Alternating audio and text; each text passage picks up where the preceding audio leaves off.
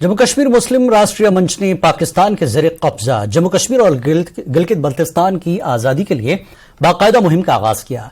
इस मुहिम का आगाज तंजीम के कन्वीनर डॉक्टर शमसुल हक ने जिला गांदरबल के लटीगुंड रोशन में किया। इस मौके पर खिताब करते हुए डॉक्टर शमसुल हक ने कहा कि जब गिलगित बल्तिस्तान से पाकिस्तानियों के इनखला के मुतालबे की बात आती है तो पूरा हिंदुस्तान एक पेज पर है। उन्होंने यूनियन टेरिटरी हुकूमत पर मजीद जोर दिया कि वो सफारती कोशिशों को तेज करे और पूरी दुनिया को मौसर तरीके से आगाह करे कि किस तरह गिलगित बल्तिस्तान में चीन और पाकिस्तान की मौजूदगी मकामी जबानों और सकाफतों की सेहत के लिए नुकसानदेह है और मकामी वसाइल पर बराह रास्त हमला है।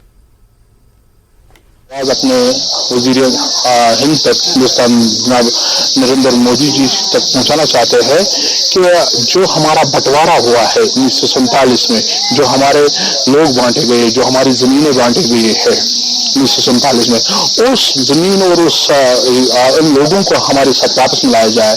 ये आवाज हमारे आपके वसादत से अपने वजीर हिंद हिंदुस्तान जिसको भारत कहा जाता है तो उस तक पहुंचाना चाहते हैं। मैं अपने हाथ को सारे अपने कुंभ की तरफ से एक आवाज वहां तक पहुंचाना चाहता हूँ।